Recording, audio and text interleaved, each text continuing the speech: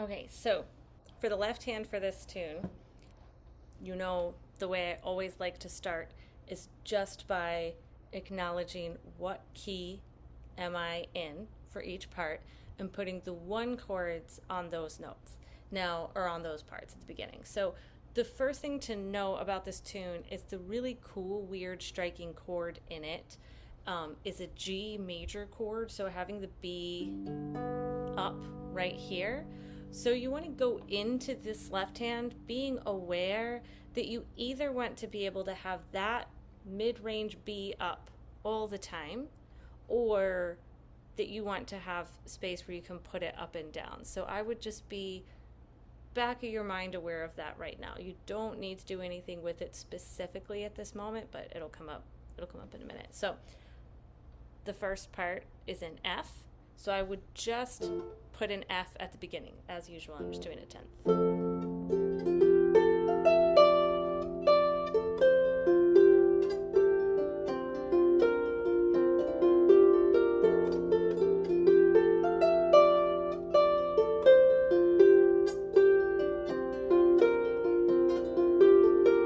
B part is still in F, so I'm just going to do the F.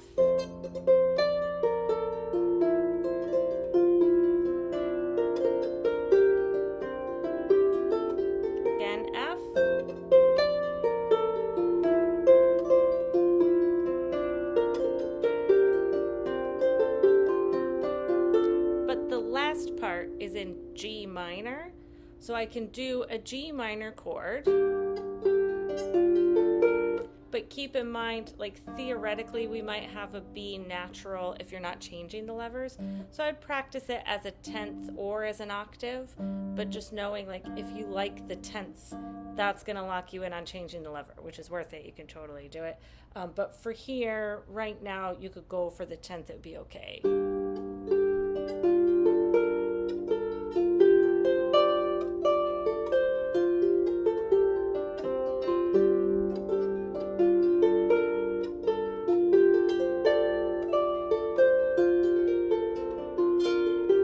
Back at the A part, so we're back to F. And I'd start there doing that until it's really easy, because the right hand itself is so hard.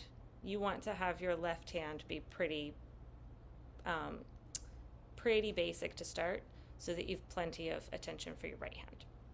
Now the next thing I would do, just to center yourself, the rest of it will make so much more sense if you do this step really give it like a little time, take it seriously, but do the 5 of where you're headed before it. So we're at the 1 on the A part, which is on the F. You just play F.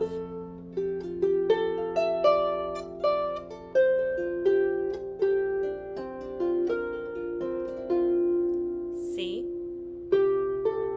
F.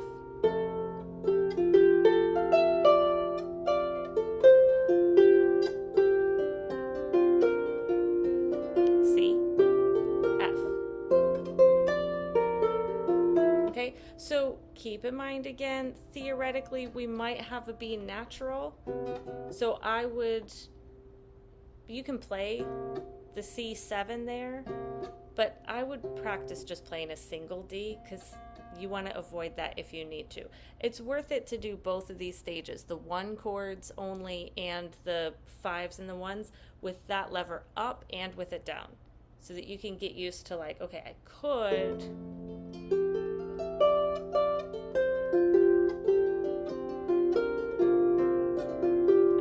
do the C7, or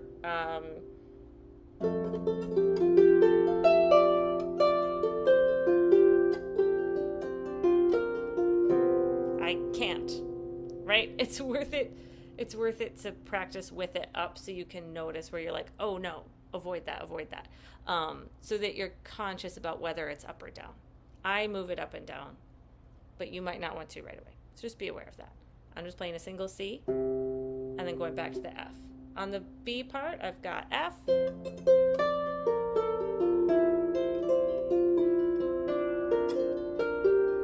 C, and then back to F.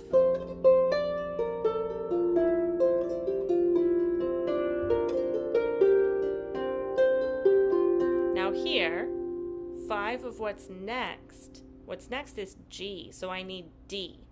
This is why this is important. To the G.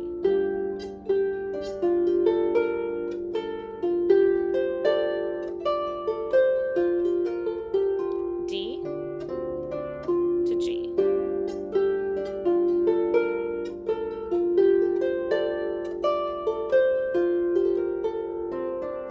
C, because we're going back to F.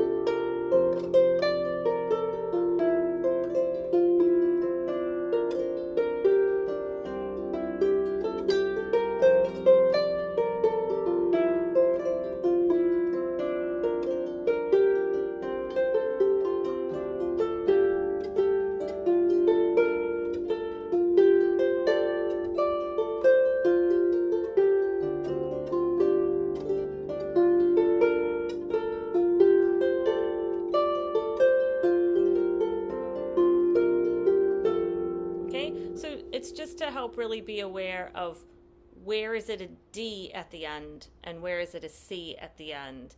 And as always, the temptation is going to be to never play Ds, because you're going to feel like you're in F and you're just going to want to always put C's at the end at first. And then when you feel confident that like, oh, it's D's before G because I'm in G, your temptation will be to still put a D at the end of the third parts. But it's not about being at the end of them, it's about being before the G. So there's a D at the end of the second B part, and there's a D at the end of the first C part. But at the end of the last C part, it's a C because you're going back to F. Even if you stop right there playing, you're going to stop on that F. So then I would go through I would take them kind of one at a time.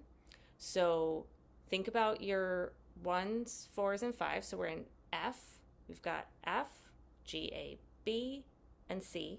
So F, B, and C are my 1, 4, and 5. And then we know, 6, there could be some 6s. There could be some D chords. Okay, and then my G major, we know there's this like strikingly noticeable G major. So looking just at the A part, I'd probably start with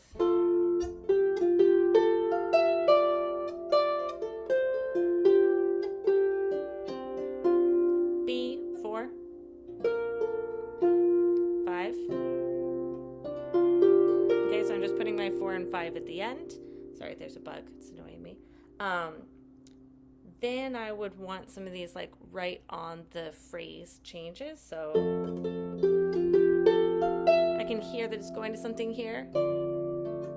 And you have some options. That note is a D, so you could play a D chord, which is what I usually do. Or you could play a B. I tend to like the sound of the D, but either one is fine. So F, D. Now this is that really striking G major chord. And so I would just put it there because you know it's there. I'd start with block chords. So you've got F, D, G major, B. Now here you can't play the octave, and you can't play the 10th because your hands will knock into each other. So for now, I would just play 1 B and 1 C. So we're not breaking any chords yet. So in the spirit of the blocked chords, I just do the bass note. So F, D, G major, B, C, F, D, G, B, C. Now, if I were you, what I would do here is I'd put that B down, and I would just arrange the next part with it down. And then if you need to work around it, if you feel like you don't want to change the lever at first, that's okay. It's easier to figure out what you're doing in this part if you don't have to worry about the lever at first, and then you can adjust if you need to. So it starts the same, F. I find these chord changes really noticeable and really obvious. So right there, it lands on that E, and you can see it. You can see it's a C chord, right? The E goes to a C. Doesn't really leave you much option. So you have F, C,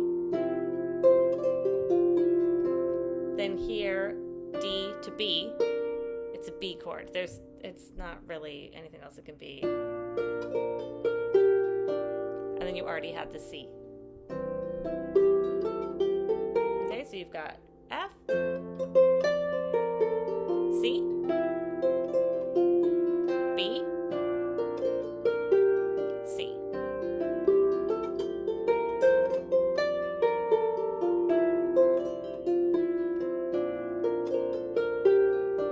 Here I start with the C, but I go to the D. Okay, and then we're on to the G. I just tear up with the melody. So the G goes with the G. Here on the B, it just feels right to just be a B. With the D, I play a D. It's easy enough. Here with the G, I play a G. Okay, so I'm just going G, B, D, G. I'm following the melody.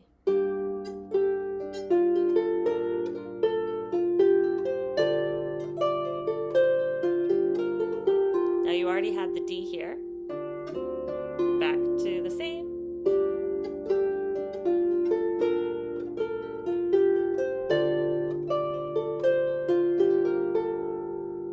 Here I switch to C's. Just like we talked about before. So on this first bit, I'm still doing the G there, and then I switch to the C. I do a low one and then a high one. You don't have to. You can back to the F.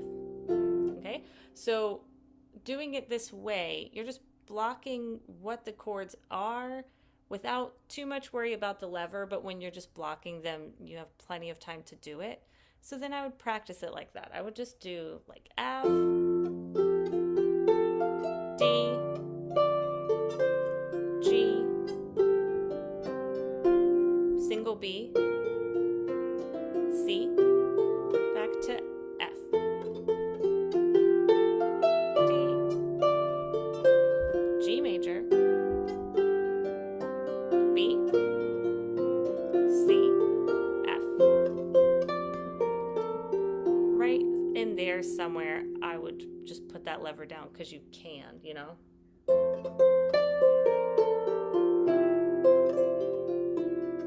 So that here, you can play that octave, no problem.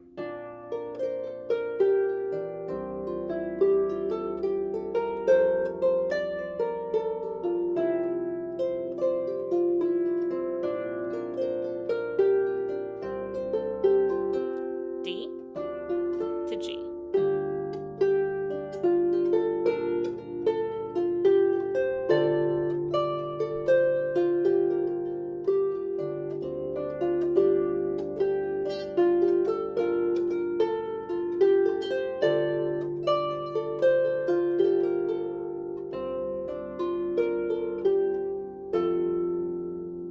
And then if you were repeating,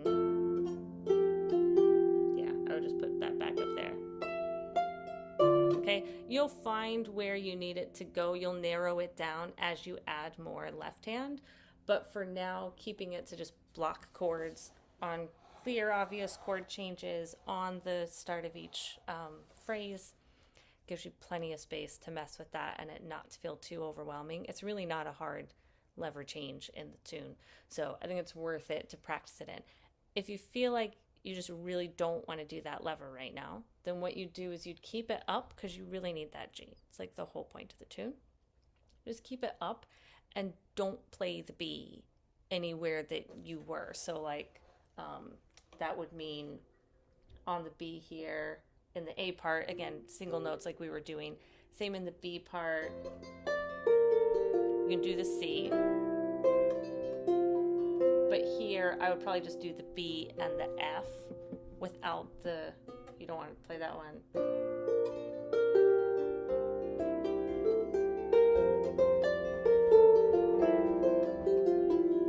Just these two. And then here, you'd want to just not do the 10th. You can still do this B because it's not the octave. Octave. Okay, so it's not hard to avoid it if you don't want to put the lever up and down as you go.